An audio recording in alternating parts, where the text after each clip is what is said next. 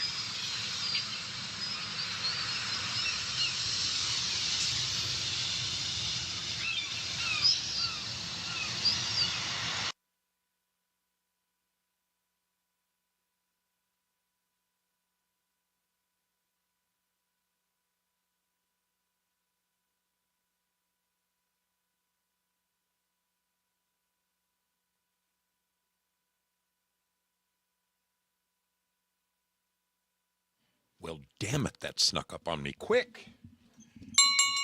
It snuck up on me quick, people. How are you doing out there? This is your brother Zoe settling in for what should be an easy Sunday night sail upon the mystery ship. I welcome each and every one of you on all of the different channels. I'm going to take a quick peek very quickly, make sure we are up and running everywhere we are supposed to be up and running. Yes, we are live at Rumble. We are live at Pilled. I love it. I love it. How are we doing at D Live? Beautiful. Beautiful.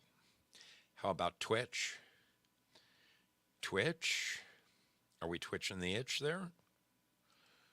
Come on, Twitch. What do we got going on here?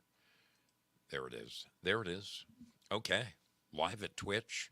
Beautiful. Last one, last but never least, is the original channel I began my broadcast on so many years ago. That would be YouTube. And we're live over there. I'm seeing, well, Karen Colby, Norma Williams, Susan Danielle, R. Charlie. Wonderful to see you all hanging out over there. How are you doing? Welcome. And Norma never forgets the anchor over there every time she signs in. Good to see you, darling. Thank you for dropping that. Let's have a quick peek at Rumble and see. Well, we have all of one person watching over there. That could be me, so that's fine. I'll take it. I'll take it. It means I'm up and running. Pilled Foxhole, the home of the current champions. Look over my shoulder. See that crown? Do you see that crown? They're enjoying it for a couple of more evenings. On Wednesday evening, folks. Wednesday evening, it's going to be fisticuffs. This coming Wednesday night, we're going to have our platform challenge. Yes. Pilled versus Pilled versus D Live versus YouTube versus Twitch versus Rumble. Who will come out on top this time? You never know. You never know. Let's say hello to the wonderful folks pouring in. I have to say a shout out to my friends at Three Beer Men and my dear brother Due Diligence, because although I was really engrossed the last 2 weekends, I'm supposed to get a day off. Okay.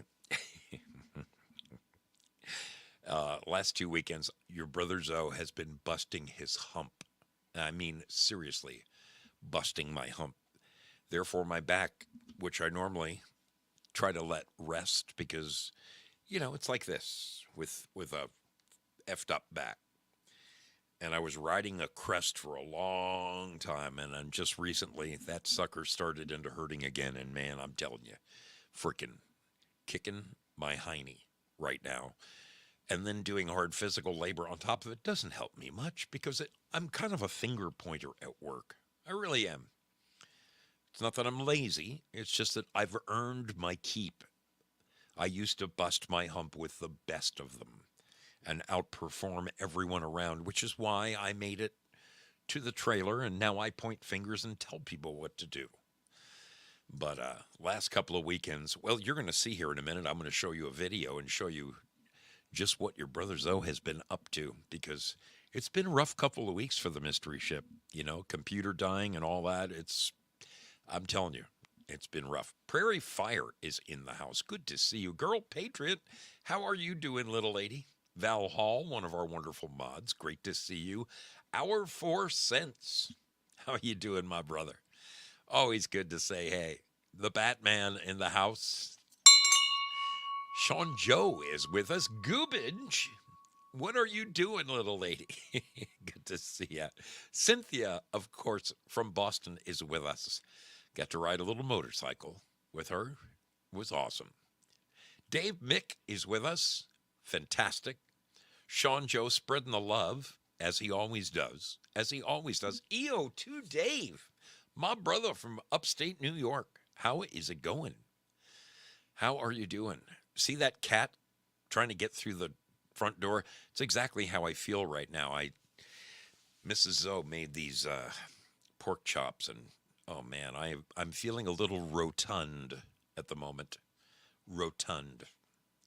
That's for sure. Thank you, Girl Patriot, for your support of this program. Sigurd, the Dragon Slayer, in the house. Good to see you, my brother. Good to have you aboard.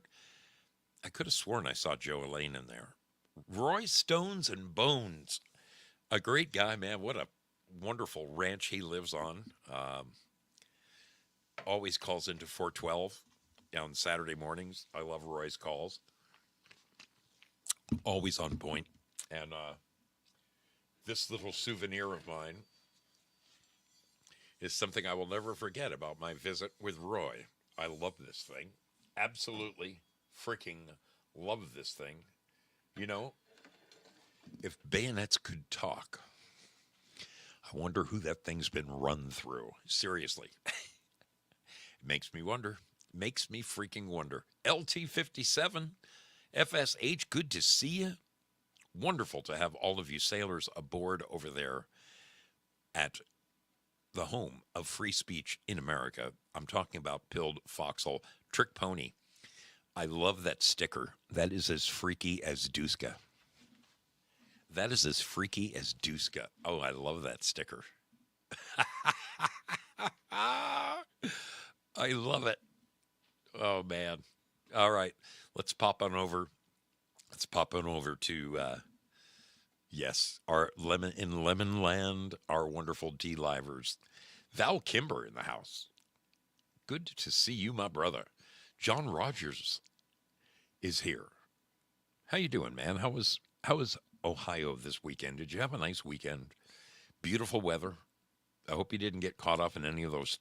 Boy, man, the tornadoes going through Oklahoma and Texas right now, and they're not out of the woods down there in Texas and Louisiana. They're projecting there could be more tornadoes for the next 48 hours. really ugly stuff, man. Some towns just got destroyed. God bless them. God bless those people. My name is Dee. What are you doing, darling? Great to see you. Spudley is here. Good to have you aboard. Wonderful to see your smiling face. Wonderful. Amethyst Cat in the house. Peggy Dancer is with us.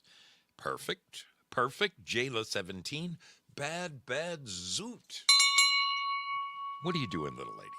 Wonderful to see you and have you aboard the mystery ship. Could I please re-enable stickers for this stream? I will be happy to re-enable the stickers for this stream. I had to, as you can imagine, Spud, it was getting a little out of control on Saturday's show. You couldn't even converse with one another.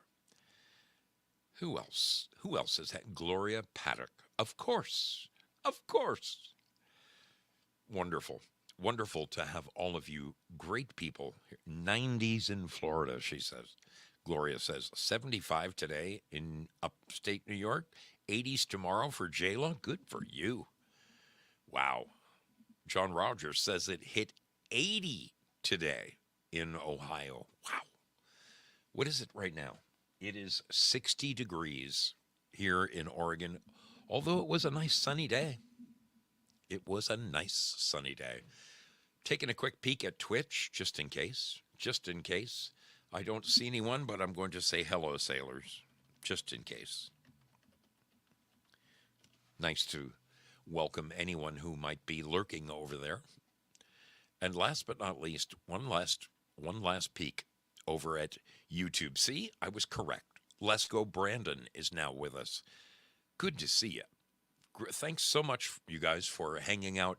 You may be wondering why was it that for the last couple of weeks, Zoe was having so many damn problems. I'll tell you what, when your computer goes down, it changes your life, people. It's scary. I mean, I love doing the show. I love doing the show. And I'll be the first person to tell you that I'm a bit of a Luddite, okay? And by admitting that I'm a bit of a Luddite, it means I am absolutely not the slightest bit technologically inclined. Computers scare the crap out of me. I don't know why. It's like speaking Greek to me, okay? I'm lucky I can turn on my freaking cell phone. I'm just a technotard.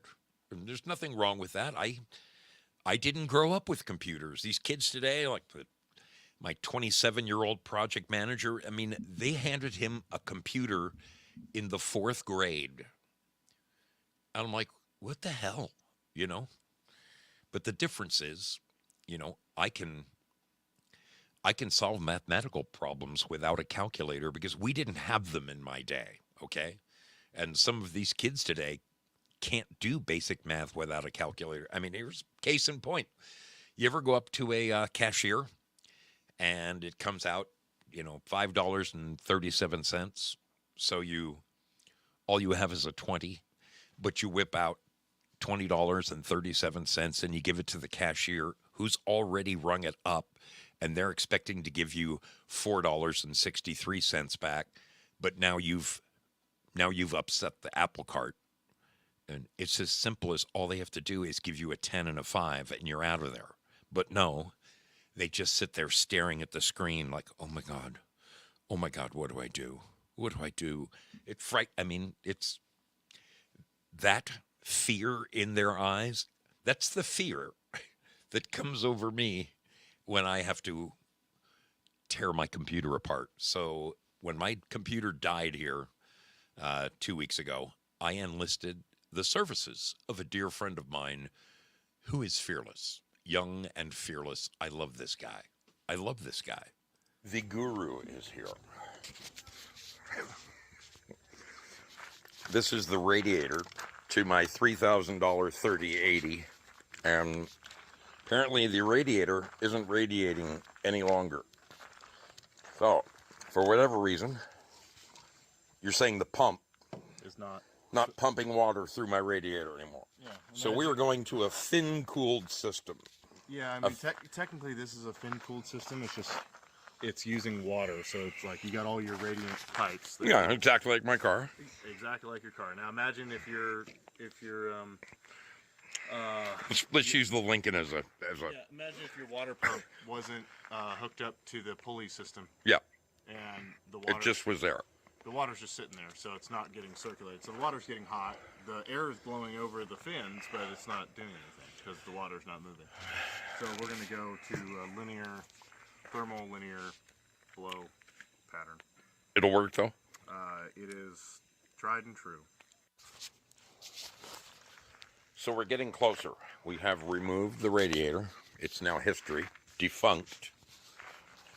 We have installed this gizmo, which has fins on both sides, and it has a pusher and a puller fan to keep it uber cool.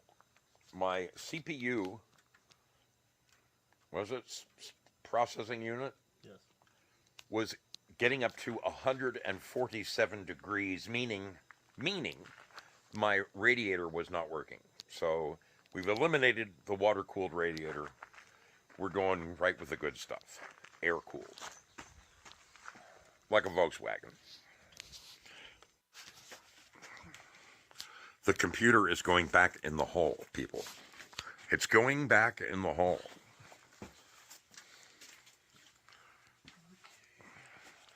This is a look behind the mystery ship.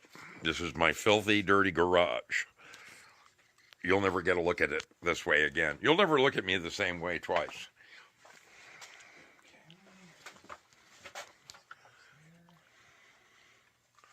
All right. All those little things in the background that you never noticed before. Is your keyboard wireless too? Like my little dolphin. My keyboard is... Yes, it is wireless.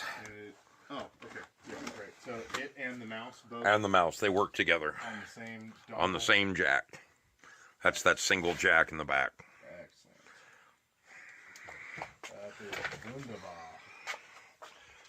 Wunderbar, sir. Wunderbar. Okay. There. Okay, that's what you plug in. All right. Who is ready to fucking party? We are up and running, people. We are fucking up and running. Where's that CPU temperature? 27 degrees. When we plugged it in, it was 32. That's Celsius, people. That's Celsius. I'm fucking impressed. You blow my mind. You're so much more than a project engineer. Yeah.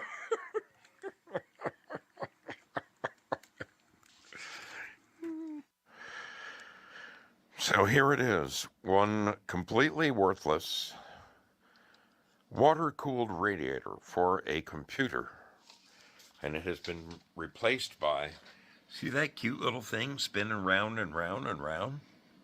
There's a double fan on each side of it. And it is working like a freaking champ.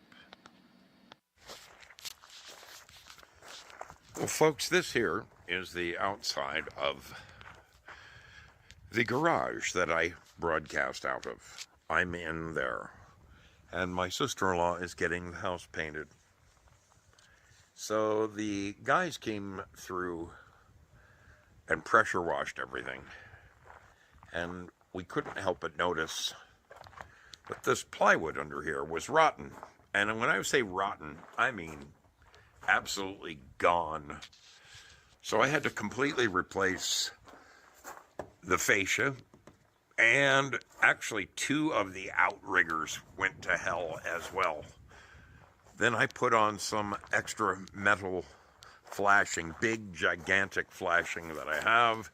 It's enormous, goes all the way to back to there, so that they can paint that the house color. And it was on both sides.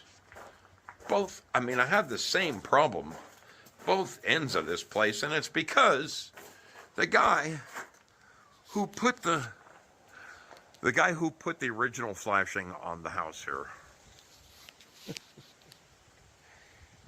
instead of putting it under the roofing and then putting the rolled roofing on top of it so water drips off of that, drips onto the flashing, falls to the ground. No, this guy put the flashing on top of the roofing. And what that did is it allowed the water to get trapped under the flashing and sit and rot all of the wood. So, like I say, just because you know how to use tools doesn't mean you should. Unless you know what the hell you're doing, leave shit to the pros, for God's sakes.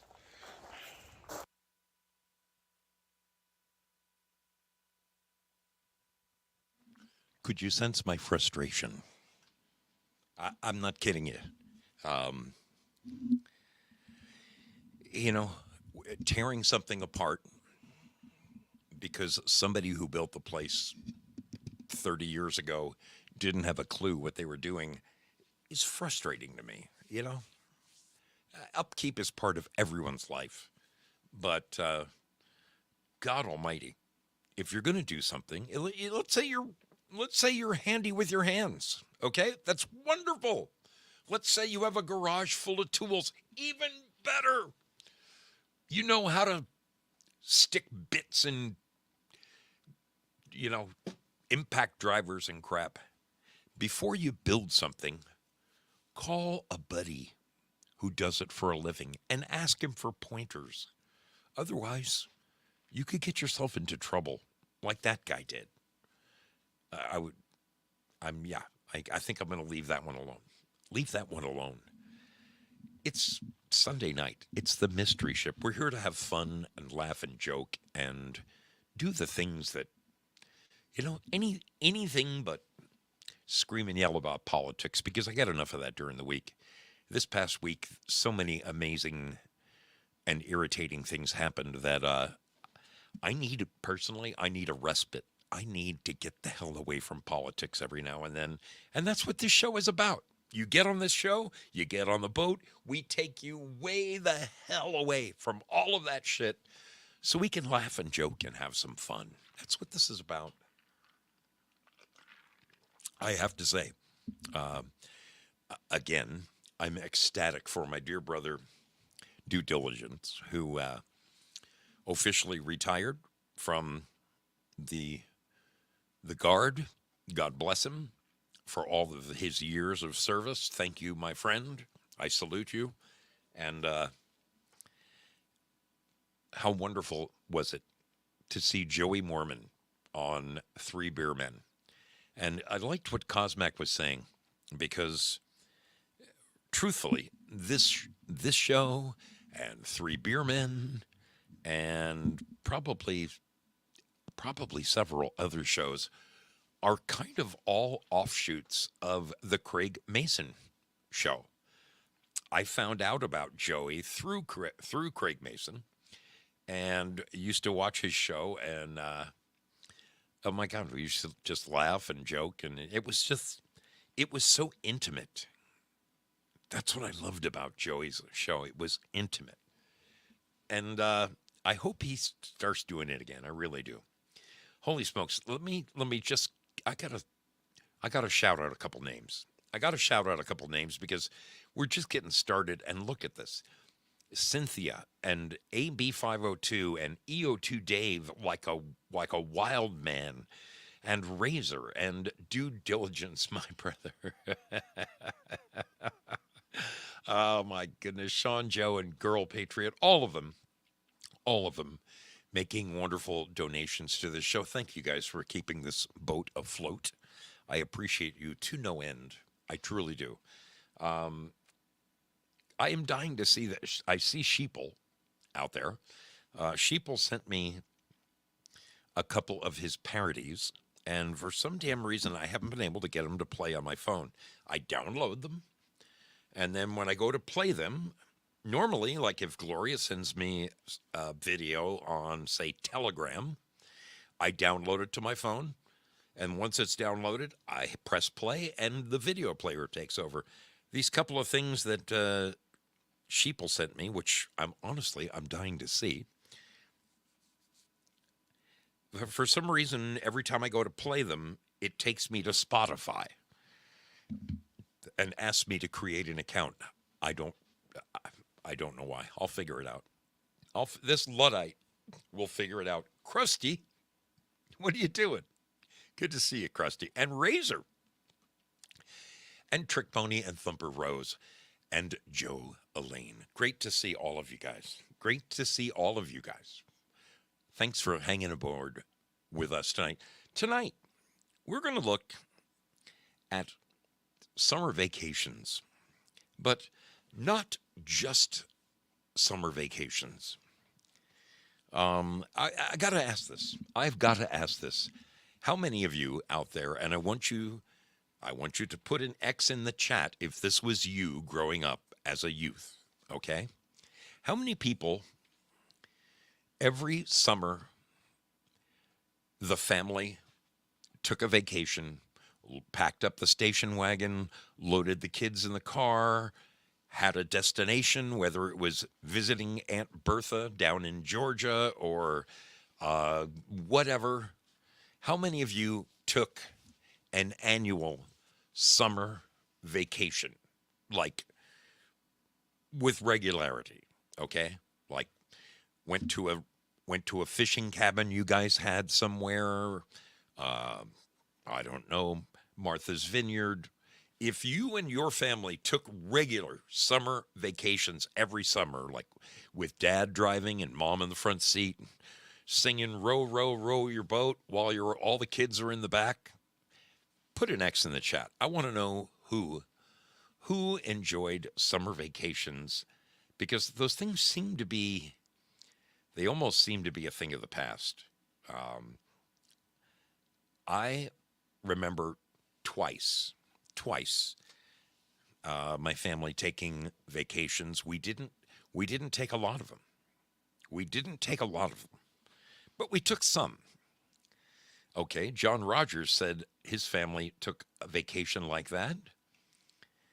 Bad Zoot said it wasn't regular, but they did pile the family in the car and go somewhere, so that's fun. That's good. I mean, that's as good. Even if your family did it once, go ahead and put an X in the chat, because it's really, I mean, I think it's kind of an Americana thing. If your family loaded up all the kids in the car and went somewhere during the summer, even just one time, I want you to put an X in the chat. Okay, Syllabore said it happened to him. Spudley said it happened to them. Zoot said they had a summer home. So aren't you fortunate? Over here at Pilled Foxhole, LT57, they went on family vacations. Sigurd the Dragon Slayer said every summer. Outstanding. Girl Patriot, that's an affirmative. Who else? AB502 said even if it was in state, they packed the kids up and went somewhere. Roy Stones and Bones, same thing. Used to take the family on a vacation. Cynthia agrees. Prayer Warrior Girl also agrees. Dave Mick says but not every summer. That's okay. But I mean, you and your family experienced throwing all the kids in the car and going somewhere, a getaway, wherever it was. You did something different. Razor said he was part of it. Willie Fix-It. Goobage. Trick Pony. Good. So, I mean, you guys you're with me on this one. I wonder just how popular this idea is anymore. Because it seems like, well, when I raised my family, when my daughters were little, my stepson so all three of my kids they're 6 years apart. And we would pile the kids in the car along with Granny. Granny would come with us. And we would go places like, 3-4 hours south of here, a place called Trinity Lake.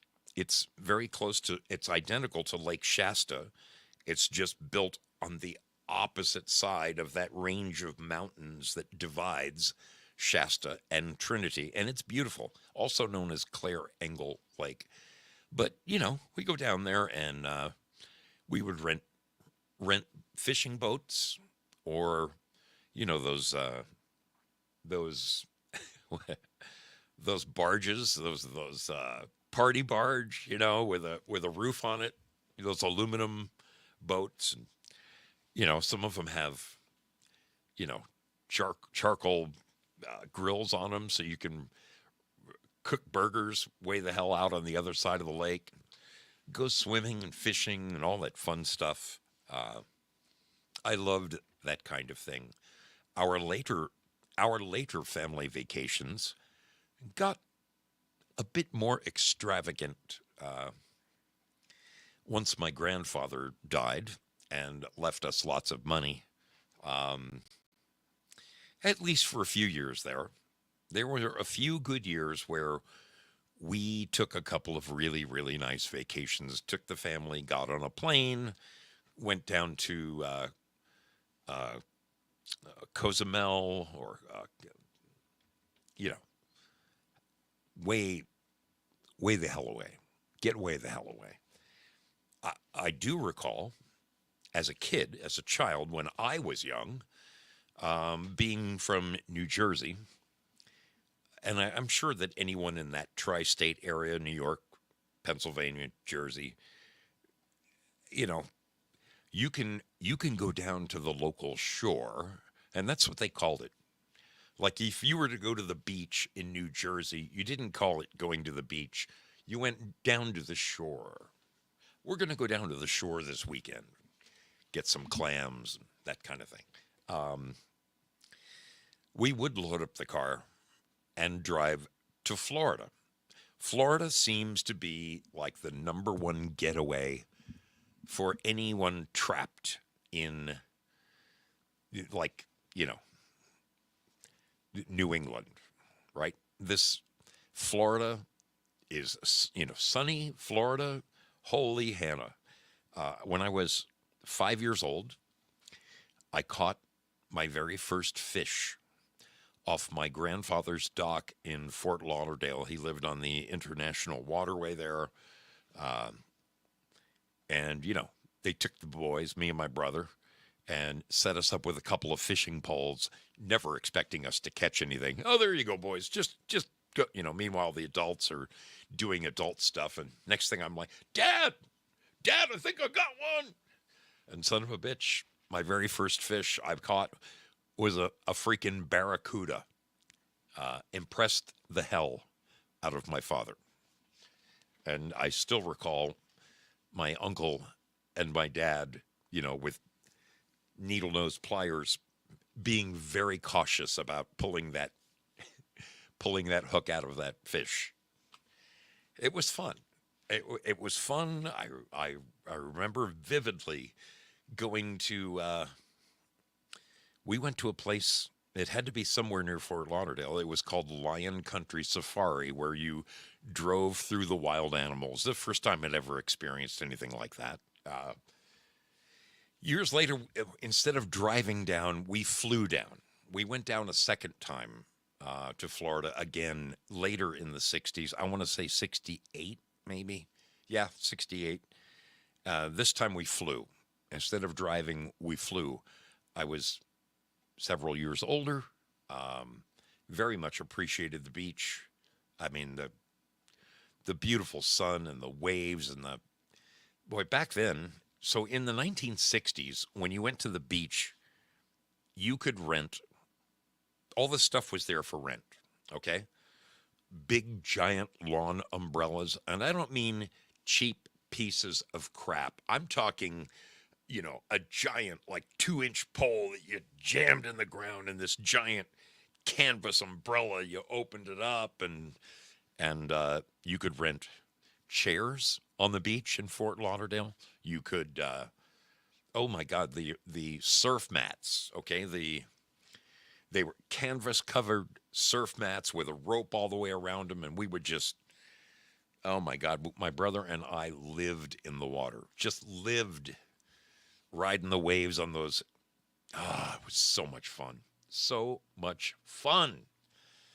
I loved it. I loved every minute of it. My name is Dee says, my parents took me to Disney the year after it opened under the seaboat and giant chipmunks trying to hug me. Dandy002 says, we had a drive-through animal place too, African lion safari. Good, good. Wow. Yeah, later on, when I open up the phones, I'm going to want you guys to call in and tell me, like, what was, of all the times you went somewhere, what was the most favorite family vacation you ever went on? Or, there's got to be at least one that rings a bell for you. And, oh, man, it was so much fun. So I think we previously talked about, they don't do this shit anymore. And maybe they do, but I don't see anybody advertising it. When I was a kid, okay, they had summer camps. And parents could send their kids away for like 6 weeks. And, they would have cabins on the lake somewhere. And there would be archery and canoeing and all that stuff. We've talked about that before on this show. And I remember several people saying that they loved doing that as a kid. They loved doing that. But this time I'm talking about specifically, having a location in mind and going there. Now, I was personally fortunate when my family moved from New Jersey out to California. Disneyland, the original Disneyland in Anaheim, California, was a mere 35-minute drive from where I lived in the San Fernando Valley.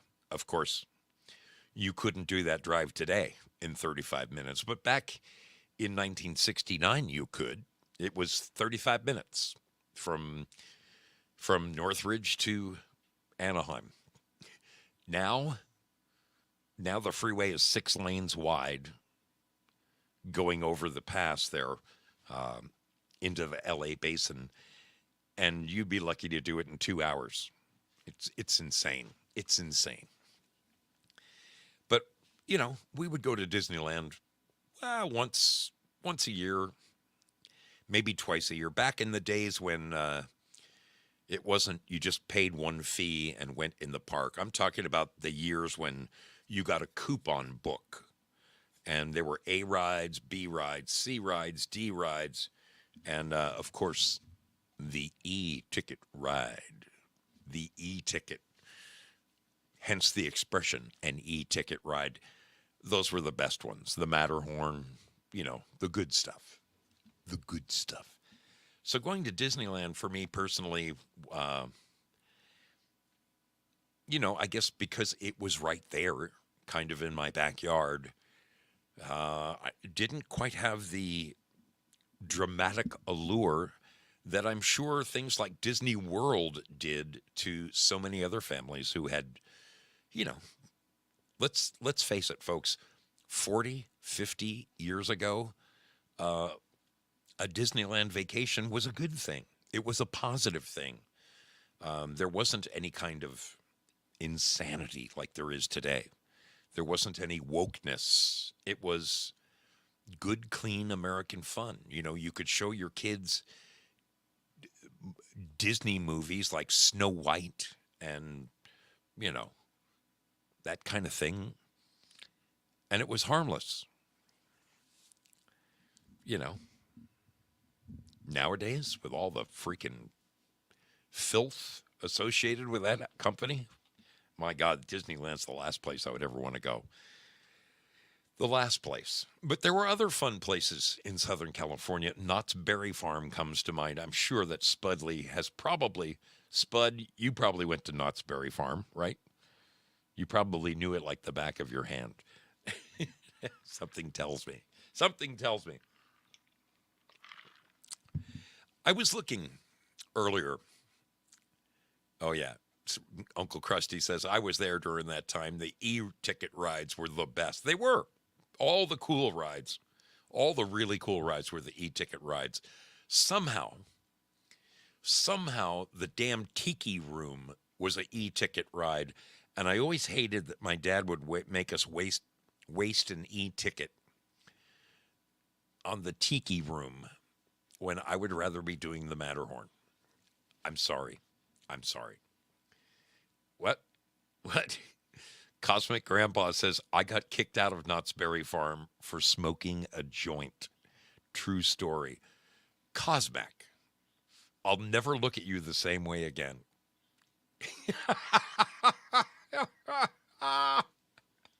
Holy crap. But I was thinking, somewhere, when, folks, spring break as we know it today has, to me, suffered the same fate as Black Friday. I mean, I've mentioned this dozens of times on this show.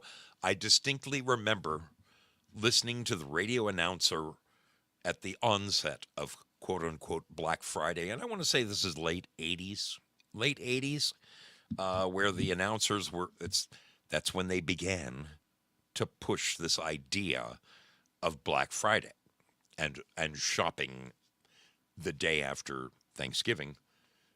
I remember the announcer saying, statisticians have noticed that the day after Thanksgiving appears to be the largest shopping holiday day of the year. Somehow, that little statement has turned into Black Friday. It's heinous, and followed by Cyber Monday. Okay, well, spring break has kind of suffered the same thing. I didn't have spring break when I was I can tell you this, when I was in school in the 60s and the 70s, we didn't have spring break. We had Easter vacation. Which was 1 week. It was 1 week.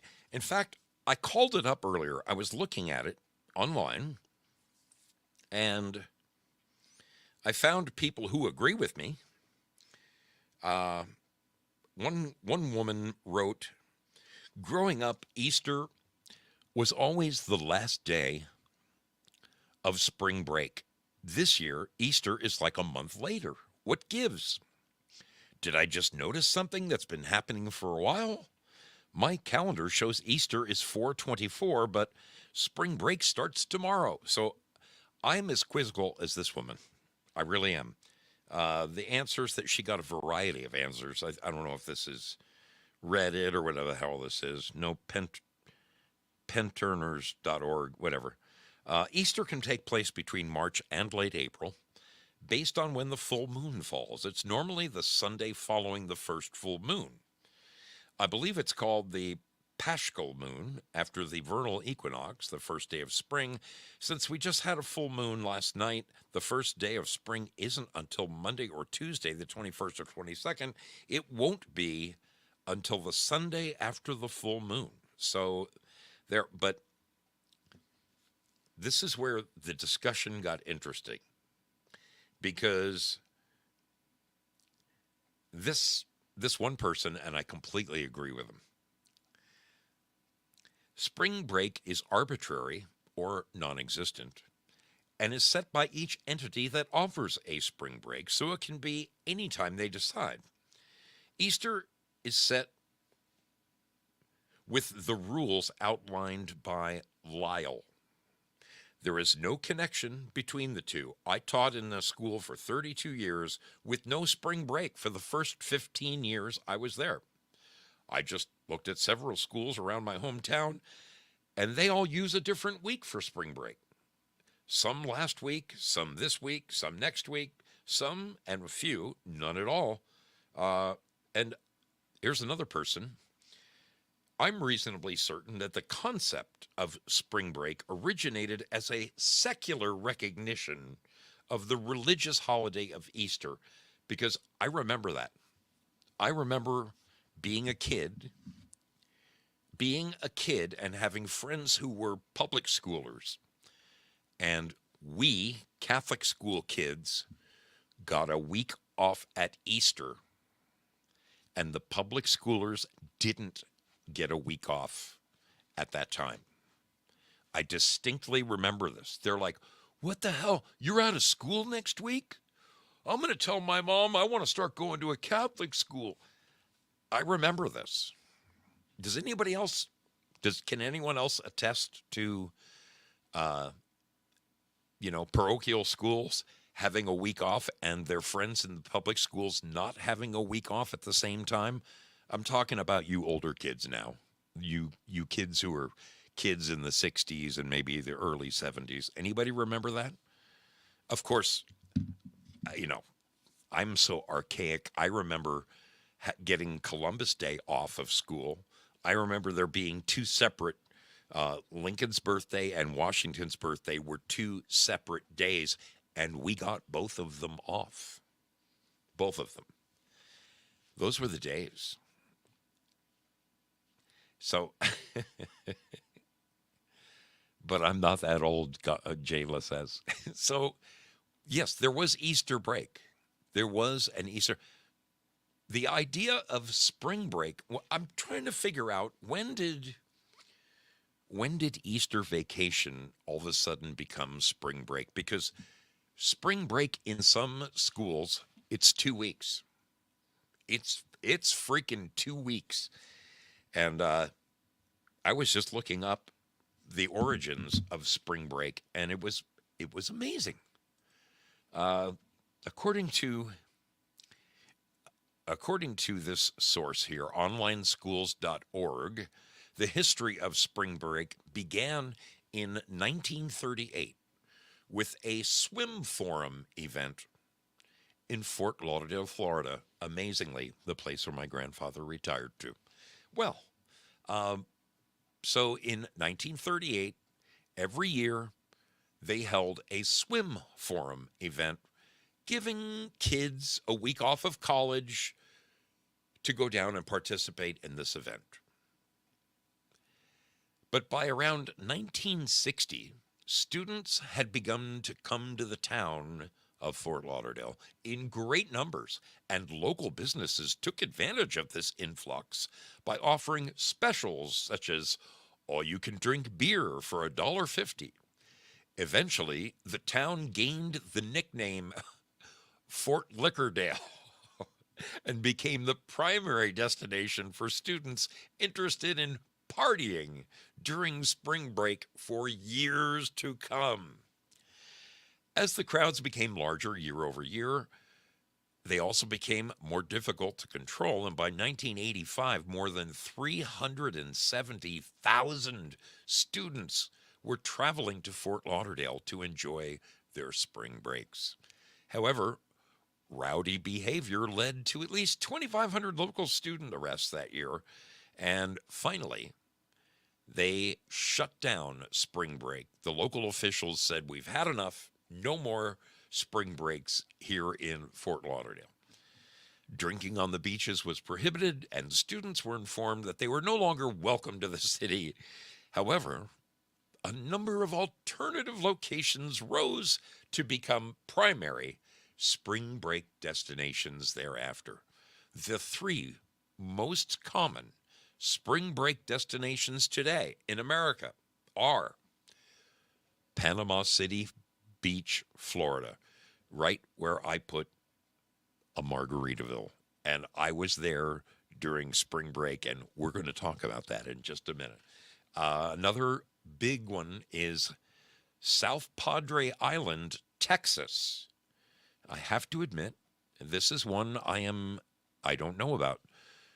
Girl Patriot, can you help us out there? Is South Padre Island, Texas, is that like renowned for a party town? Wow. And of course, the last one is Cancun, Mexico. So Panama City hosts more than 370,000 students each year, while South Padre Island has about 150,000 student visitors, and Cancun gets about 100,000 So I guess the rich kids fly to Cancun, and it's funny when I worked in Panama City, Florida.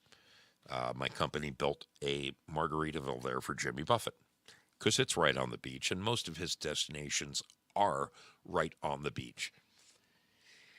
And while I was there, I was, staying in a hotel nearby, and the guy said to me, "Hey, dude, you've been here for the last 2 months." I said, "Yeah." He goes, "Are you going to want to secure your room?" And I said, "What are you talking about?" He goes, "Well, spring break is coming, and this place is going to sell out. And what I'm saying is, if you want to sleep, you might consider staying somewhere else." I'm like, how bad could it be? And he goes, "Oh, dude, these kids party all night long." And I didn't have much choice. So I ended up just staying in that hotel. And I wish I had listened to him and found some other lodgings because, well, I mean, there were no other lodgings. That's the thing. I mean, you get 250,000 people descending on a town. There's not enough hotels to do that. I witnessed things like drunken kids jumping from the third story of the hotel onto a palm tree and then sliding down the palm tree, getting millions of splinters in their legs and these poor drunken bastards. Oh my God. But you see, my generation, we didn't have that. We didn't have spring break. It was Easter vacation and it was 5 days. Now, I guess spring break has become so big. Most places it's 2 weeks. And people go places like Cancun, Mexico. I mean, that's where I took my family on vacation. Cancun is lovely. I love it down there. Oh my goodness. I just don't remember the morph. When did Easter vacation end and spring break start? Because I somehow missed the trip, man. I missed the boat.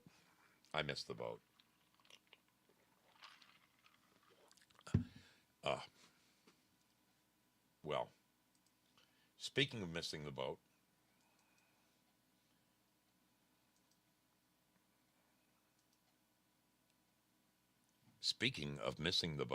hold on.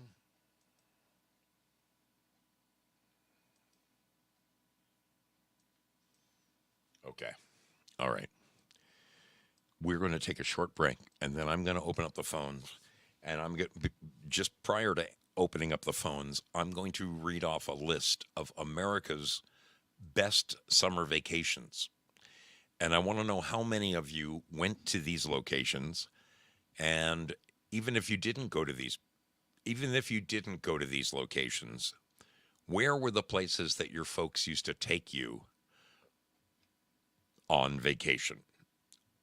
Where were the fun places that mom and pop loaded you up in the station wagon along with your brothers and sisters and ran you out for, I don't know, a week, 2 weeks, so that dad could get away from the job? That's what I want to know. We're going to talk about that when we get back, right after this short little piece of videotape right here. We'll be right back after this. Why do we sail upon the mystery ship? Because we never know where we'll go next.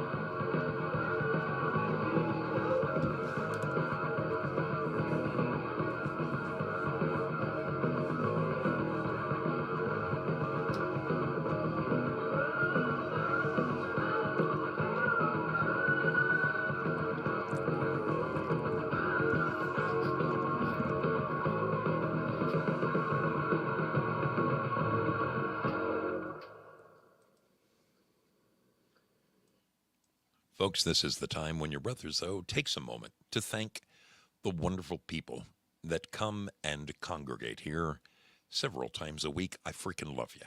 I appreciate you to no end.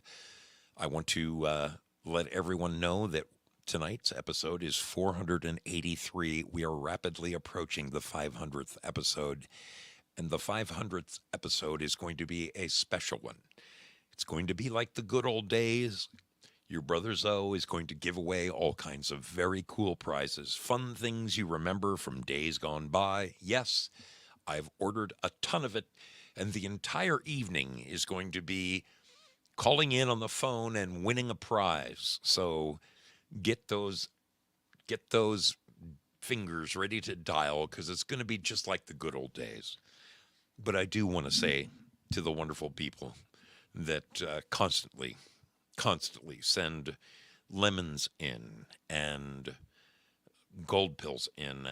You are the lifeblood of this program, and things like those prizes that I'm going to give away. Things like these clocks, mystery ship clock, and things like the ever-loving Mambo mug. Yes, I've got a box of them. They wouldn't happen without you. They wouldn't happen without you. Just like the good old days at the beginnings of this program, in its infancy. I have to admit, I was just outside enjoying a gaping Zarge, and I was thinking about Cosmac talking about getting in trouble at Knott's Berry Farm. And do you know what it reminded me of?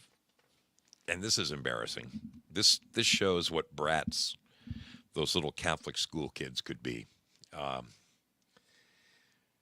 So once a year, to show their appreciation to the altar boys, and yes, I was an altar boy,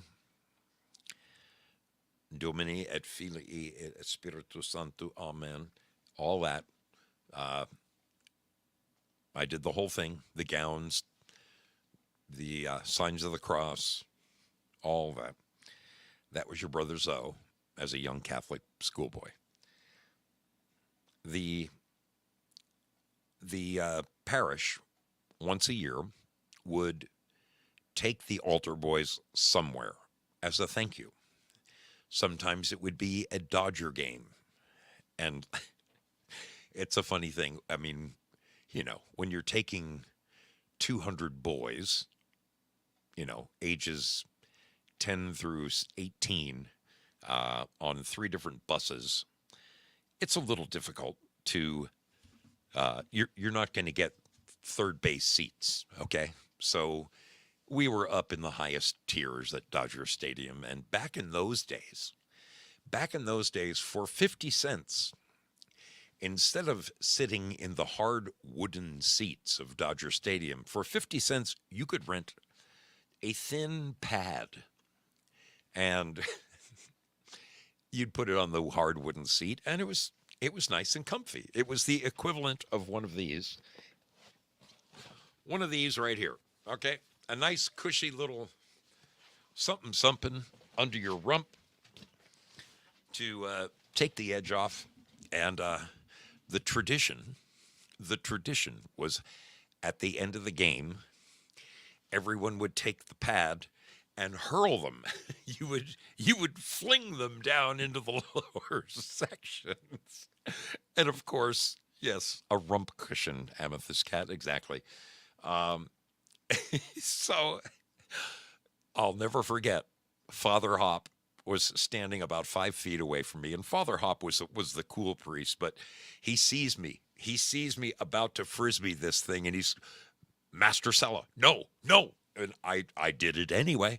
I flung this thing, and it went way up in the air, and it went down, and it took a woman's wig right off her head. I mean, she had one of those big red beehives, knocked it clean off her head. Oh my God, it was great.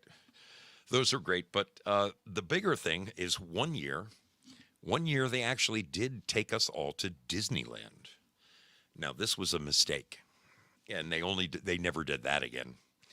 they went back to the Dodger games. But one year they did take us to Disneyland, and I'll never forget during the ride of the Pirates of the Caribbean, one of the kids named David Hesseldance, he was in my class. He actually jumped out of the boat onto the land and was running through all of the skeletons and the pirates and the women running around he was running all through that and then jumped back in the boat.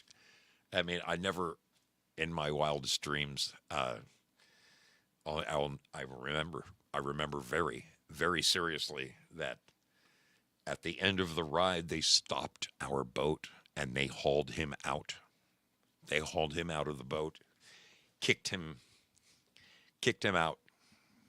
No, David Hesseldance, not David Hasselhoff. Sorry, David Hesseldance. Oh, man, those were the days. Those were the days. Okay, so America has a lot of destinations that families like to go to. And, you know, I myself, when I take my motorcycle around the country each summer, I like to stop in at these places and show them to you. So far, I've gone places like, Mount Rushmore and, Niagara Falls. I like to try to stop in at places that maybe the rest of us have never been to or can't get to or whatever. This year, I got a couple of things. I mean, I really, really, really want to go over Pikes Peak. I want to do that more than anything in the world. And I think this is going to be the year.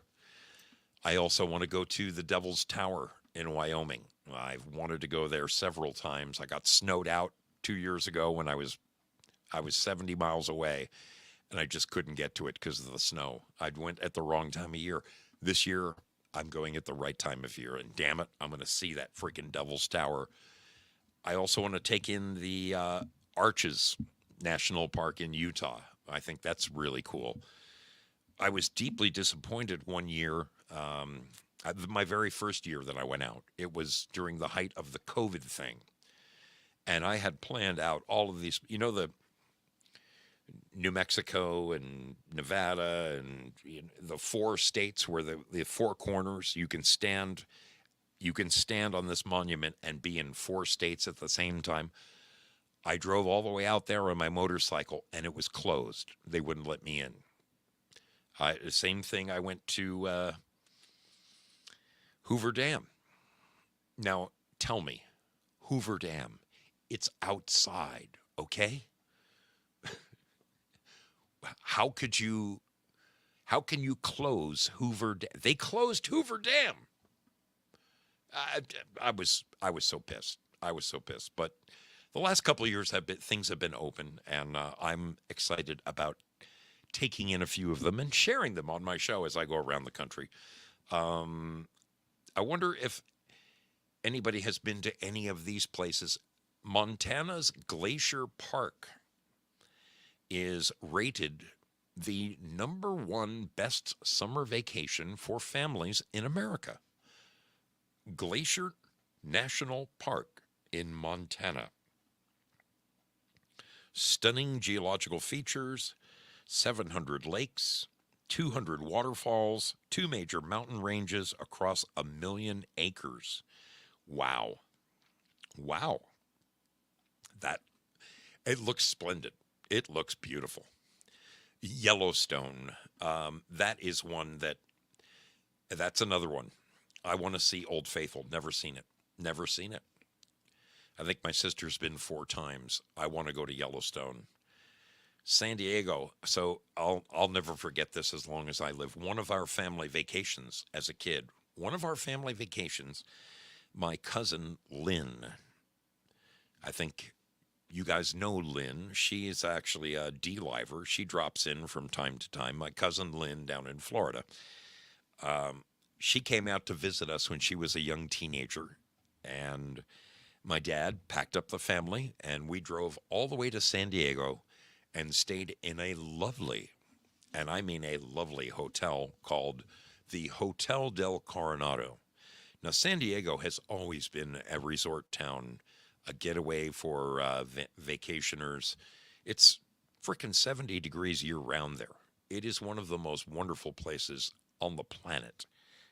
San Diego is beautiful, just freaking Balboa Island, everything. So we are 4 days into what was supposed to be a 12-day vacation, staying at Hotel del Coronado, and Richard Nixon and his entourage descended upon the Hotel del Coronado. They threw us all out. They threw all of us out. And that was the end of our vacation. It was supposed to be, 2-week getaway. Yeah, over and done. I do recall when we drove back that I think we ended up taking Lynn to. I think we did go to Disneyland and maybe the beach, and we tried to do a couple other things, but it was nowhere near as spectacular as it should have been. The week in San Diego. San Diego is gorgeous. I mean, I know Krusty knows what I'm talking about. He lived down that way. Well. Anyway, let's look at these other destinations. Grand Canyon National Park. Grand Canyon it's amazing. Grand Teton National Park. That is most definitely a beautiful place. Absolutely. Kiowa Island. Why is it I don't know anything about this? Kiowa Island, 20 miles outside of historic Charleston, South Carolina. Kiowa Island boasts 10 miles of sandy beaches, 30 miles of bike trails, and 5 world-class golf courses. Wow, interesting. I wonder if Prayer Warrior Girl must know about that. Huh? She was saying, okay, she says, I remember going to Six Flags over Texas with her family. Now, that was a lot of fun. See, I love that idea. When I was a kid, I think I was 10, maybe 11, they built what is now known as Six Flags just right up the street from where I was living in LA. It's now become, back then it was called Magic Mountain. And then later it became Six Flags, and now it's, like everything else.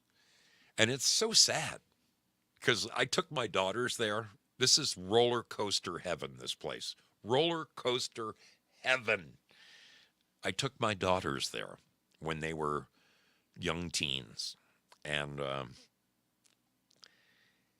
I'll never forget it because when I was a young teen, they built this coaster called Colossus.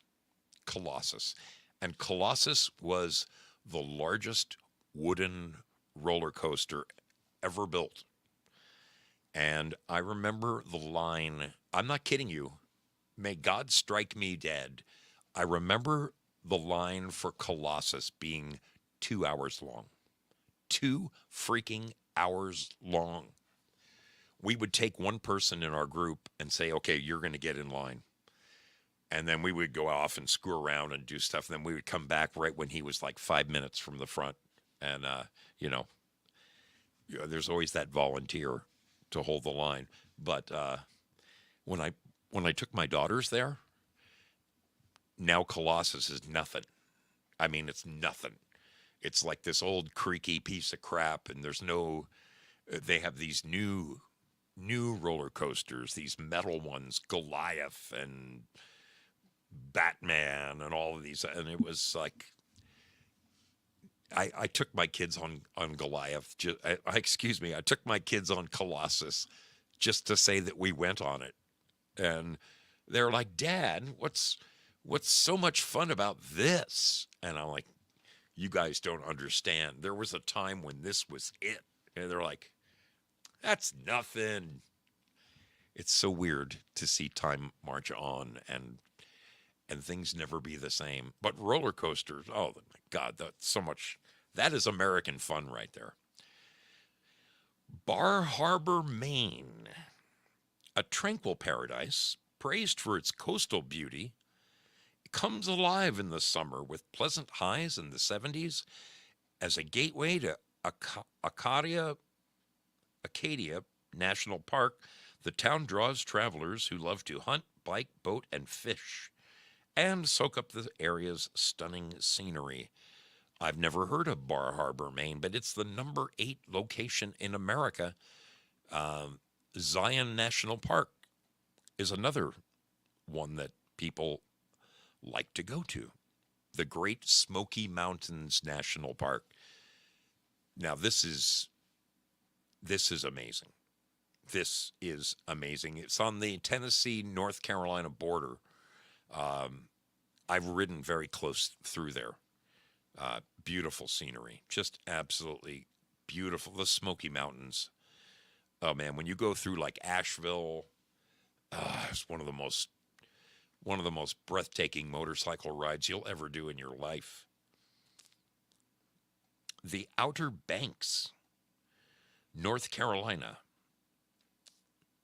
A quintessential family vacation spot, the Outer Banks fills to the brim in summer, and beachgoers looking to relax. Activities for kids and teens abound in this North Carolina destination, including fishing, windsurfing, boogie boarding, and kiting adventures like kiteboarding, hang gliding, and the classic kite flying.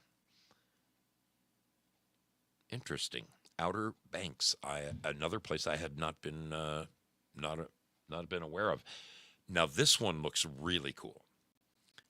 Bryce, why don't I put this on the screen for you guys? What the hell is wrong with me? What the hell is wrong with me?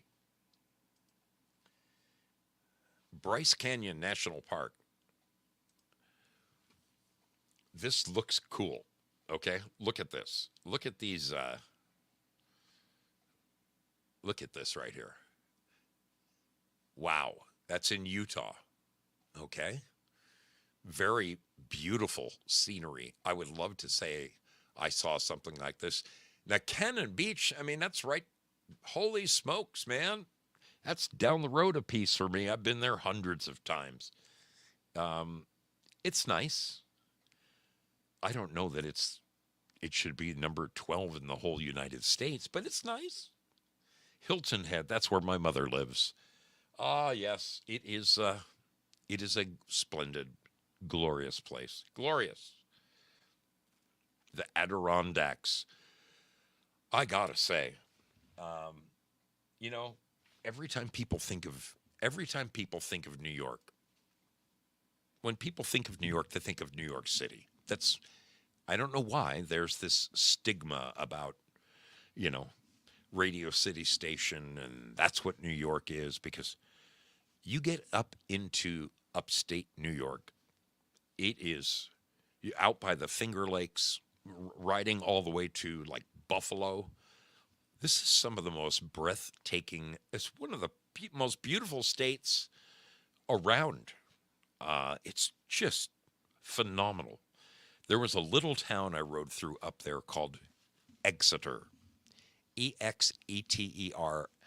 As I putted through this little quaint little town out in the middle of nowhere, man, I said to myself, I could live here. I could live here in a freaking heartbeat. Beautiful. Beautiful. Let's get back to our list. Cape Cod, of course, Cape May, Portland, Maine. Anybody who loves lobster is going to want to do that. Newport, yes. Well, Bend, Oregon? Are you freaking kidding me? Now, Aspen. Yeah, Aspen. And Boston. Good old Boston. I will say, I have to say this. This is true. When I went to work for a huge company based out of Boston, Shawmut Design and Construction. I worked there for almost 6 years. It was wonderful. A very hip town, very cool place. The history there, if you like history, I love history, American history. I mean, to go to the Old North Church and to see old Ironsides, the boat, the oh my God, it's to walk the streets where Edgar Allan Poe used to walk. I mean, it's just Boston is amazing. I'll never, as long as I live. They checked me into a hotel. I got up to the whatever floor I was at, the 22nd, 23rd floor, and the minute I opened up the curtains to my hotel room, I'm looking right at the Green Monster. I'm looking right down into Fenway Park. Boston is a cool town. Freaking cool town. Very cool. Damn it. Damn it. Great place to visit. All right. All right. Before time runs away on me, look, Zazanimal is here. Zazanimal. It was the gay mayor that shut down Fort Lauderdale Beach during COVID, not DeSantis. Those creeps. Are you down there, Zazanimal? Are you down that way? All right, let me do this.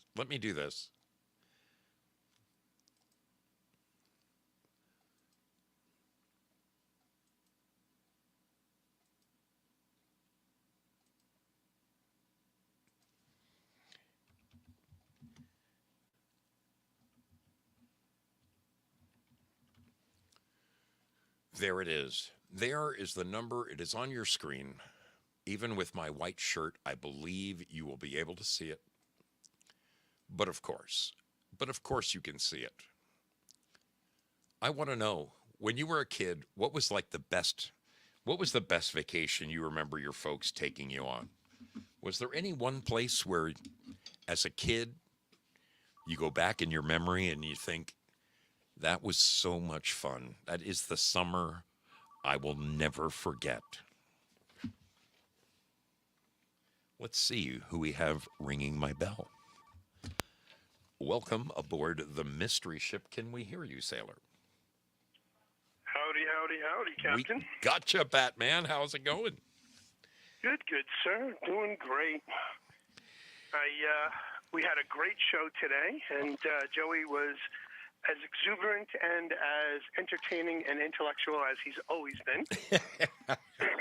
Love me some Joey Mormon. There's no question about it.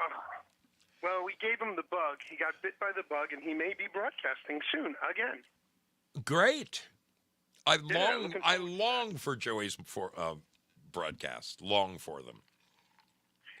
Well, he's got the bug now that we got him back on. Cosmic really spent a good part of the afternoon getting his cameras and computers back to where they should be in order for him to be able to broadcast again. And now that he's doing it, and now that he did it tonight, yeah. He was like, well, I may have to go live soon. So I pushed him. I said, how about tonight after Zozo, dude? That'd be awesome. That is awesome. That's good for you, buddy. Good for you. It was great to see him on there. It really was. Today was really quite a day. Due Diligence has officially retired from the National Guard, which I heard. I was amazing. Very impressed and happy to hear that. Now, if he could only retire from being the postal worker he is, he'll have a great time taking his kids and his wife on vacations, like we're discussing tonight. I'm telling you, I would love to see him do that. I think, much like me, he's got a couple more years to go, but man. Yeah. I do look forward to the summer vacation. To me, dude, my couple of few weeks on a motorcycle that's what it's all about. No, absolutely.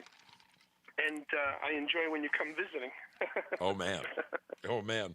Did you and your family go on vacations when you were a kid? Well, as a matter of fact, we did. We went on several vacations on a regular basis, like you were talking about with your family.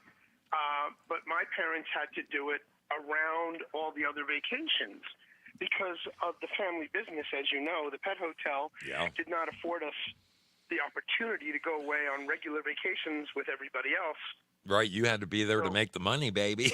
And I had to be there to shovel that poop, and your dog's poop is my business, so feed the bills. Wow. Yeah, my dad used to say, "Your dog's poop is my gold." But we had a motorhome, and we used to travel around the United States on a regular basis, but after the holidays. That's So when everybody else was done and back in school, right. my parents would first take us out of school. We had a motorhome, and we would go camping all over the United States. That is awesome. Yeah, and which gave me the bug to do that now. As you know, I'm trying to retire myself now. I mean, after Dad's passing, things got a little rough for me, and Sure. thankfully you were there to pick up my spirits and help me get through my depression, because that was a rough one. I mean, I'm sorry. I still feel badly for you, brother. I get it. Yeah. I get it. Yeah, but I'm in a better place now, and I take my time off and I do my own vacationing. And like you already saw, I spent a month in Peru, and now I'm spending a month down in Florida because I am able to say I can semi-retire. Yeah. I have a mother and son team running the business, and we're good. But the vacations I remember as a kid Yeah. were going to all these different, the white sands of Arizona when I was young, stick in my mind vividly. But also, we would go with the motorhome, and my dad would drive us down to none other than Disney World. Oh, When yeah. Disney World was considered a safe place. It probably wasn't, or they were just in the beginnings of the pedophilic stupidity that they are so involved in today. I think but- when it first opened, it was probably pretty safe still. Yeah, well, so we're talking mid to late 70s. I was going to say, I want to say it probably opened around 74, 75, maybe. Yep. Yeah. And so we were there probably a year or two after they had opened, and we would go and stay at Camp Fort Wilderness, which were multiple campsite locations just off-site, but still on Disney property. They owned all of these campgrounds, and you could pull up with a camper, a motorhome, or tents, whatever, and you could actually hang out. And they had a train that would go around from campsite to campsite and take you to what would be called their trading posts. And those are some of my most vivid memories as a child. They would show movies at night on these outdoor screens. It was basically giant trees that, well, they looked like trees, but they were probably made out of cement at that time. And they had a giant white wall. And at night, after the sun would go down, they'd broadcast Disney cartoons. Wow. And we would go as a family and watch those with our blankets and our Oh, yeah. little fold-up seats. We had so much fun back then, and those were some of the most amazing times. as a kid. And memorable. I mean, it sticks in your mind, as you say. Dude, that's exactly what I'm looking for right now. What were the ones Yeah. that stick out in your mind? How awesome. And that was our favorite. And then, of course, we'd visit with my grandparents that used to have a place in Sunrise Lakes down near Fort Lauderdale. And then you mentioned, and I'm going to finish this quick because I know you want to get on to other callers. You talked about spring break. Yeah. I actually made my way down to Sunrise Lakes to my grandmother's my second year of college, and I crashed spring break. I had no intentions of going, and at my last minute, my mom and dad said, well, you have all this time off. Why don't you go down and visit your grandmother for a little bit? And then if you want, you can make your way over to spring break. So I'm like, yeah. So my mom and dad were able to hook me up and flew me down to my grandmother. And then I crashed with a bunch of my friends at spring break. And I have some of the wildest pictures from 83 and 84. Wet T-shirt contests, no T-shirt contests. Oh, my God. People jumping in the pools, people getting stupid all over the place. Oh, yeah. We had push-up contests. The man had to lie down while the woman did the push-ups over the man, and the man had to count her push-ups. And she was pushing up on top of you. And, of course, I was in those contests. Good old American fun. Yes, indeed. Yeah. That's freaking cool. Let me bounce and let somebody else call. All right, in. buddy. Love you, brother. And Always great we'll to talk to soon. you. Great to talk to you. See ya. God bless. Bye. Our dear brother, the Batman, checking in. I would have guessed that he and the family went down to Florida every year, like all good New Yorkers. I know our brother Frank seems to like North Carolina. He loves to go there. Myrtle Beach. That's where my mom and dad went for their honeymoon. Myrtle Beach is an extraordinary place. Really, really amazing. Those vacations from days of old. I wonder. It makes me wonder if families are still doing that. I mean, back when I was a kid, there just, I can tell you, there just weren't that many divorced families. Families stayed together. So it was much more common back then for families to jump in the car, particularly a station wagon, and go somewhere. We've got another call coming in. Hello, hello. Well, hello, my captain. Davey, how you doing, my brother? I'm all right. Awesome. I called. You know, I've been wanting to tell this story for quite a while now, and I don't want anybody to feel sorry for me because it actually did real good for me. But you know, I can't ever remember taking a vacation ever with my parents. Really? Yeah, they separated when I was like 5. Okay. And when I stayed with my mom, and when I was like 10, I went to my dad. All right. And then, and my dad worked, and he had businesses, and he worked 7 days a week, 365 days a year. And in most cases, if I wasn't in school, I was with him, and I was working. And wow. He had a mine. It was a cinnabar mine up in Northern California. And we spent our summers up there, you know, every year running that mine. And, no vacations until I became a parent, and then I started taking the people, you know, taking my kids to Disney World and Myrtle Beach. And we lived in right outside of Sandusky, Ohio, where Cedar Point is, which is the largest amusement park, you know, in the world. Wow. And they had, you know, season passes every year, so, you know, Fantastic. we didn't have to go too far. That's good. But it's amazing. You know, I listened to it. I never really knew this stuff until I started watching all these shows, and it's amazing. All these people that, you know, got to go to college, and they got to have, you know, learn to play instruments. They got, you know, all of these vacations. They got all this shit, and fuck, I had to work, you know. But look what it did for you, buddy. I mean, you've been around the This is world. why I say You've been around the why I freaking say world, this man. is a big deal, you know. Yeah. Because, you know, it getting kicked out of school in my junior year probably didn't help very much. But, you know, all these experiences, you know, because I was a little fucker, I was a little asshole, you know. And my dad used to beat the fuck out of me all the time, too. So all of these things, I used to say, well, he beat the sense in me how to learn how to do everything, you know.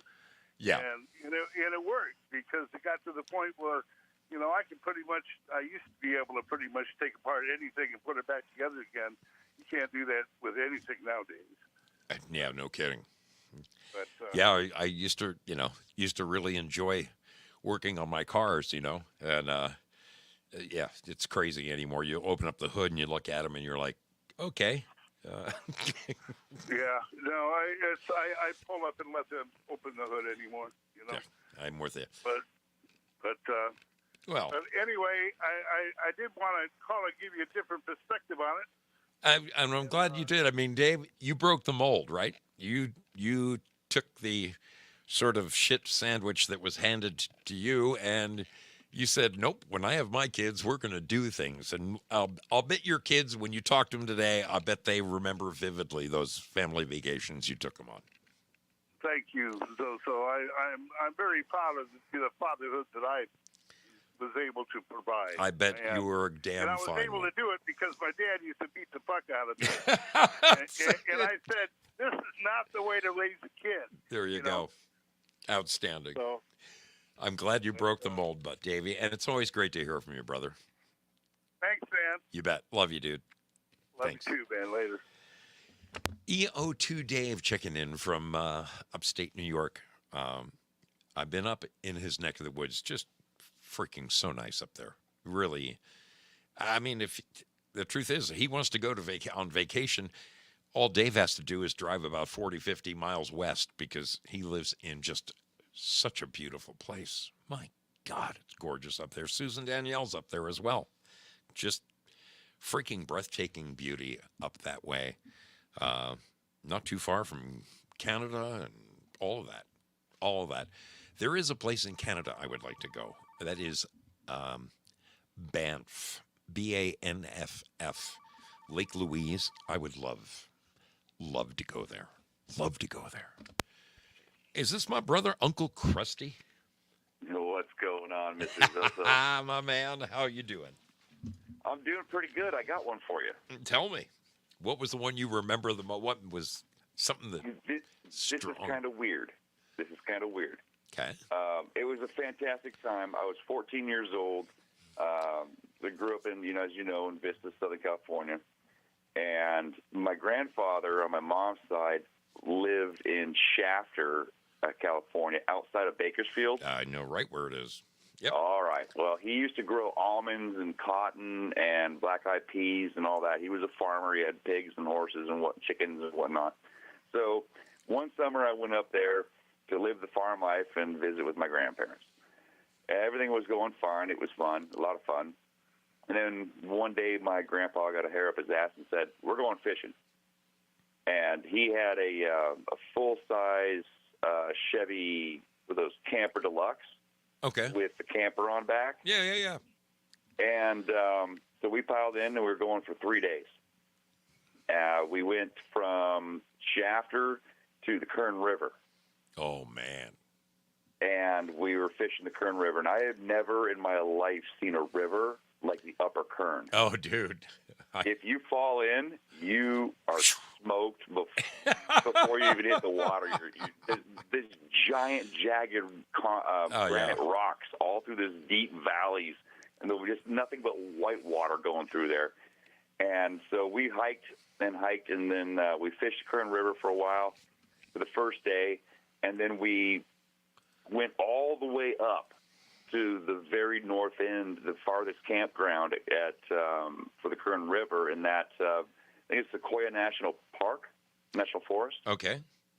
And it was pretty crazy up there because even though the campgrounds were pretty remote and there was nobody around anywhere. And we had a great time. We caught a bunch of trout. That's pretty much what we were living on. Yeah. But he said, I want to go to this place called Brush Creek.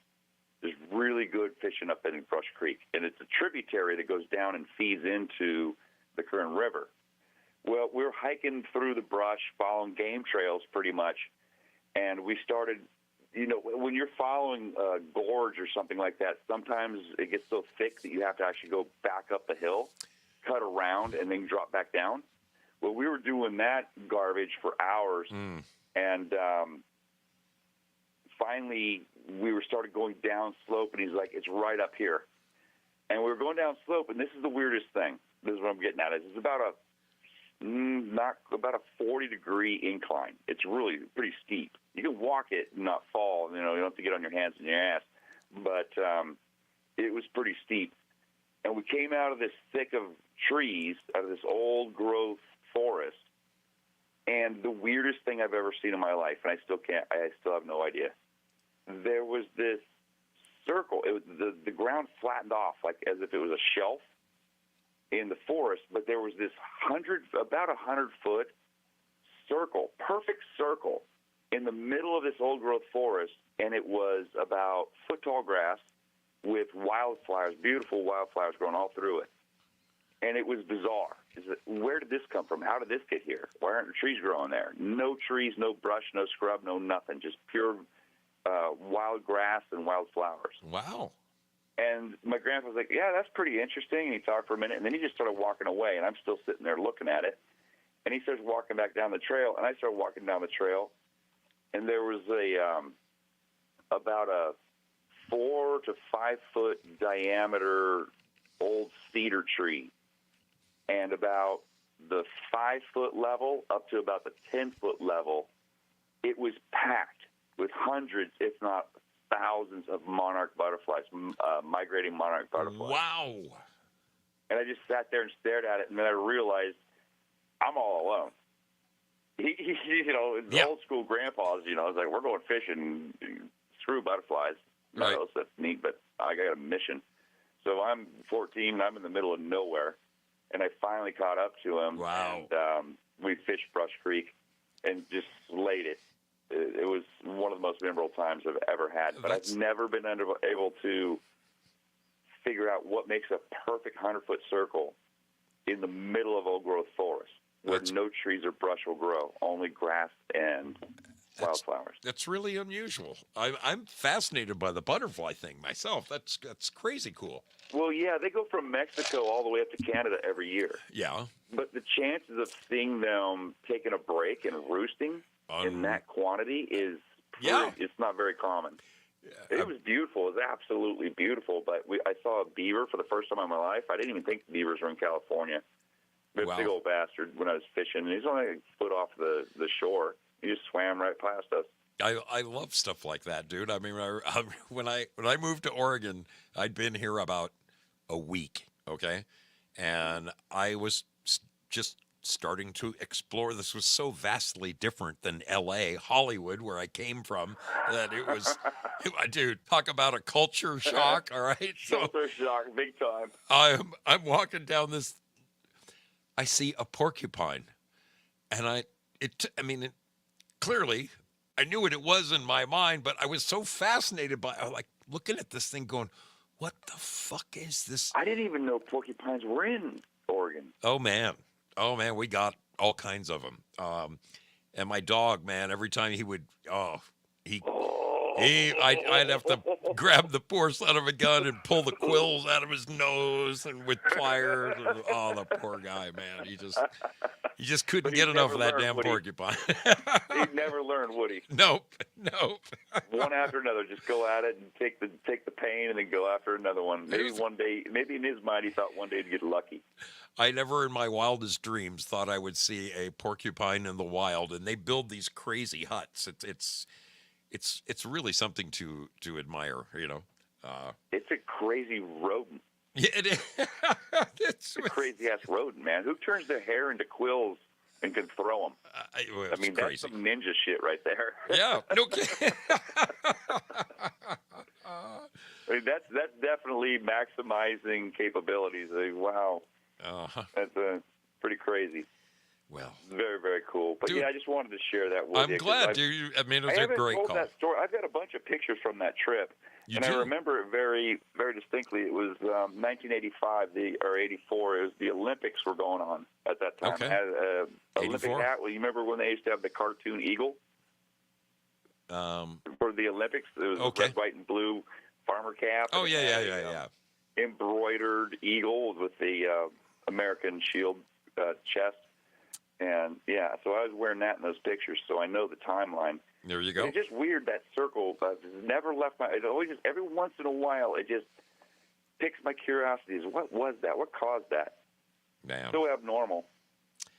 In the 8th grade, my on our Easter break in 8th grade, my English teacher took 50 of us students on a hiking trip up into the Kern River area. And oh, really? Yeah. And well, you know that territory. Dude. It's gnarly, man. It's a lot rougher than people might think. Abso-freaking-lutely, man. There was a small handful of girls that went, and every one of them had to ask the boys to please carry their packs because it was, rugged. Fucking rugged is the word. The one thing that stays in my mind to this day, I remember seeing a sign that said Piles Camp. Piles Camp. And I was just, when you first called in, I was trying to find it on the map so I could say, Krusty, I've been there, man. But no luck. It's a cool place. Now It is. you were right there then, weren't you? Oh, dude. I mean, when you describe the water immediately, I'm like, yeah, I know of what he speaks. Hell yeah. Hell yeah. Yeah, you're going 20 to 30 foot down a straight rock cliff, bounce off some rocks, and go into white water that You is would- so violent and fast that it's going to slam you off all these granite boulders. There's not going to be a body to recover. You would You're be a gonna ground bloody into mince. pulp if you fell in that water. And it's so cold. Oh, so freaking Oh, cold. it's freezing, man. I remember picking the trout. Oh, out. yeah. You know, you catch a trout and you bring them up, and then you put your hand in the water and pull them out. It's like ice water. Dude. But you know what? Also, we didn't have to carry canteen. Yeah, it's true. The Brush Creek and all those tributaries that go into Kern and Kern, that is as pure gets, Oh, man. dude. Gorgeous. I mean, absolutely delicious. Yeah. Yeah. And so much wildlife out there. It's amazing. Absolutely amazing. But yeah, that's one of my most memorable times, just That's because of that awesome. anomaly. Yeah. I think is why it sticks in my head. But I did have a great time with my grandpa. It's the first time I'd ever bonded with my grandpa because they lived in Oregon and we lived in Southern California. We didn't see each other but maybe once a year. Wow. He brought me ashes from Mount St. Helens after it erupted. Wow. You know, stuff like that. But we didn't get to see them very often, and they were my favorite grandpa and grandparents out of the two sides. No. So That's Yeah, dude, it was that's really freaking cool. important to me. This is exactly the kind of phone call I was hoping for. Exactly. I Thanks mean, for your call. when it comes to Disneyland, I'm not even going to get started on that, brother, because we lived the same kind of life with that place. You remember the smell of the water when you're in the boat? You first start into the Pirates of the Caribbean. Yeah. Yeah, that And you come up weird. towards there's the restaurant on the right hand side and the Yep. ship and the shacks. There's just the smell of the atmosphere. Yeah, just before you do the drop off. Yeah. That'll Or- never leave my memory, man. That smell. All right, brother. I'm gonna let you go. Love you, man. Thanks for the call. Take care, brother. Good to talk to you. Love y'all.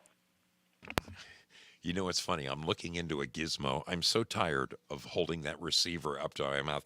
I found this thing. That will integrate into my board. It'll go between my board and my Focusrite, and I won't have to sit and hold the receiver up to my mouth anymore. Oh, I'm so excited. So excited. That has been a pet peeve of mine forever. Dream vacations you remember as a kid. Where did mom and dad take you that it left such an impression on you you'll never forget it? That's what I want to know. That's what we're talking about. Oh crap, look at the time. Look at the time. We're probably going to have to get on out of here. I hear you, Zanimal. I hear you there, darling. Abe tried to tell you about that 2 years ago. Interesting. Thank all the wonderful people who are lighting my fire over there at D Live. You guys are churning it up. I mean, really churning it up. Thank you for what you are doing. I'm going to drop this. I swear I'm going to drop that. There it is. Okay, we've got one more call. We'll take one more call. Absolutely. I was about to answer with my work. I was about to say, outlier, this is Al. Well, I guess you could have. Who have I got? Is this Are you working on the mystery ship tonight? my buddy Sigurd? How are you doing? This Sigurd. Absolutely. I am good. Yeah, you talking about vacations, and we live in Idaho, and my parents would always take us like everywhere else but Idaho. When Good. we go on vacations. That's awesome. I mean, we did weekend deals throughout the year, but it's like we'd go to my grandparents on my dad's side lived in Port Charlotte, Florida, and so we'd go down there in the summertime, and you were talking about catching barracudas. They lived on a canal it was like there's always this alligator that hang out under their little plank that goes out on their dock. Okay. So me and my older brother were catching snooks, so we left our poles out, and it was about after dinner, and so we were going out to pull the old bamboo poles with the string on them. Oh yeah. I Catching the had little one of shiners those. for using for bait. Sure.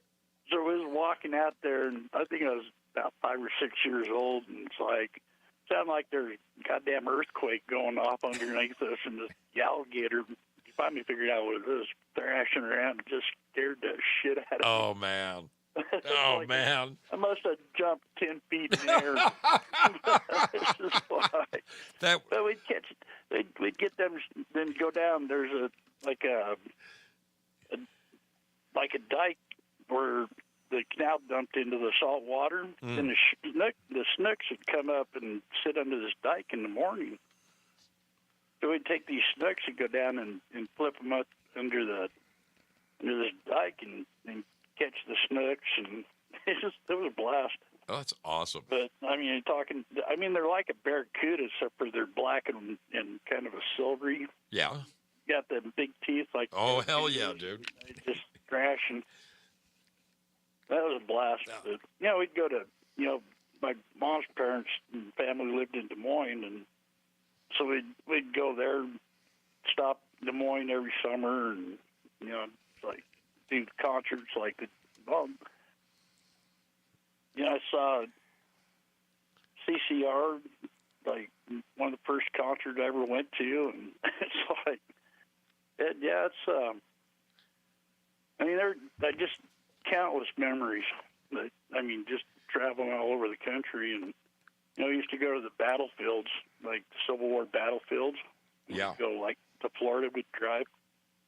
But so we'd hit all the battlefields and like Gettysburg and throughout the South. And one of the most memorable things, I don't know if you've ever been across the South, driving across the South when you were a kid, but the old shanties.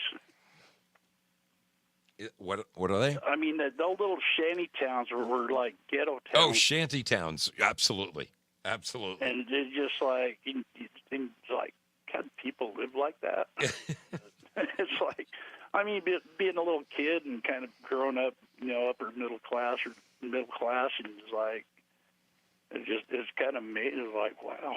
It's just like, oh man. To witness all that, and it's a lot different than it is today. Yeah, I'm glad that you have such indelible memories of the gator and stuff. I mean, dude, that is stuff that just is burned into your brain. You'll never forget it.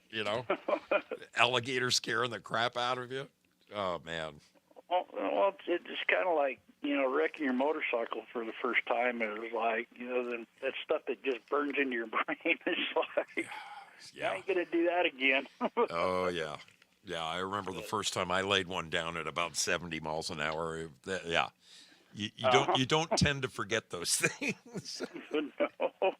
No, that road burn lasts for a while. Oh, mammy. Yeah, yeah. But so you gonna come to Yellowstone? Dude, I really would love to. I would love to. I wanna make this a trip to really savor and remember. Well, you could start at Glacier. Come up through and hit northern Idaho and cross over and do Glacier and come down. Go over Beartooth Pass and cut back and go back down through. It all depends on if it's Yellowstone and if it's snowing that time of year. I guess last time I was up in that neck of the woods, it was May, and that was just a little too early. No, if you go about the middle to the end of June, Beartooth is usually open about then. That's when I'm hoping to go, like the last takeoff somewhere in the middle of June, and go middle of June to middle of July. That's what I'm hoping for. That's a memorable trip. Yeah. Oh, dude, it's every one of these trips is except for last year's, which. Well, that was a memory I'll never forget. But at least I know I'm healthy as a freaking horse. I don't have anything to worry about. I'm just going to go kick some ass this year. Right on. Well, I won't keep you on there long, and All right. Great to talk to you. good talking to you. And, All right, buddy. yeah, right on. Thanks Love for you, the call. bud. You have a good night. Yep. Take Bye. care. Yep. Bye. Sigurd the Dragon Slayer. I love the fact that a guy who grew up in, I mean, God's country. Idaho is one of the most beautiful freaking places you will ever go in your life. I'll never forget that ride from Boise up to Post Falls. That was, I'm riding along this beautiful river, and it was. I think I stopped 3 or 4 times. I was so in awe of the beauty, and I was like the only vehicle. You know, I passed maybe 2 cars in 4 hours. Just amazing. Just amazing. This country has so much to offer for vacationers, and I'm looking forward to mine. That's one of the reasons this topic whet my appetite. I'm so looking forward to coming and seeing you right there, you in the near future. We'll talk more about it as it gets closer. I'm going to take a moment here and put a little something in that treasure chest. Yes, I am. The people have been so kind tonight that I am going to load up that treasure chest and just really, really bomb it out. I'm bombing it out. There you go. Here it comes, people. Here comes that treasure chest. Good luck, everyone. Good luck over there. How about over here in Gold Pill Land? Holy smokes, you guys are amazing. Thank you kindly. Thank you kindly over there. The Scratchin' is hereby released. The Scratchin' is released, and I want you to go and get yourself some Gold Pill love right now. Right freaking now. I have got to boogie, people. It is it's 1:15, and I got to make a couple of calls, work-related calls. So I've got to hang it. I've got to hang it up. I got a couple of people I need to talk to tonight before it gets too late. Some stuff I need delivered to my job site tomorrow. Look at these lucky winners. Look at these lucky winners. Lieutenant Cooker on the top. Congrats. Congrats, my brother. Good for you. That is phenomenal. That is phenomenal. Spudley, there he is. Makes a return to the chart. Gloria Paddock, right in the middle, baby. Like it. Black Cat, good to see you on the list. John Rogers, good for you, man. Good for you. That is great. That is great. All right, your brother Zoe seriously needs to get on out of here. I got to get on out of here. I've got people to call and things to set up for tomorrow. It's no fun being the boss. And my back, I have to tell you, I am so looking forward to jumping in that freaking sack. I'm dying. I'm really hurting. That busting my hump stuff, no fun.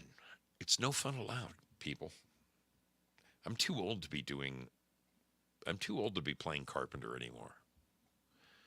I'm trying to help my sister-in-law out, but I just wish people would build houses the right way the first time. I love each and every one of you. I'm going to boogie it on out of here.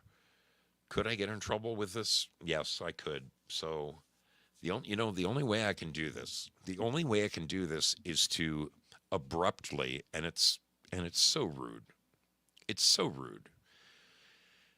But I have to do it every now and again because I do have a theme song, and I invite everybody who is watching on YouTube, go and watch the very end of the show, either on Rumble or Pilled or DLive or Twitch, okay? Because unfortunately, for me to play the song that I want to end with, I will get a strike at YouTube. And I don't want to get a strike. I'm already living on the edge over there. So I love you lots, but I'm going to unplug YouTube so I can do my thing. I just want to do my thing, okay? That's what I do. I do this for my people. This is what works for me. This is my theme song. I love you all over there at YouTube. Have yourself a great week ahead. Come watch the end of the show on one of those other channels, would you? I'm begging you. Thanks for coming and hanging out with us. We'll see you later, YouTube. Good night. Good night, my friends. How do I turn that one off? Right here. Okay. Don't take it personally. Don't take it personally. See you later. There is the YouTube.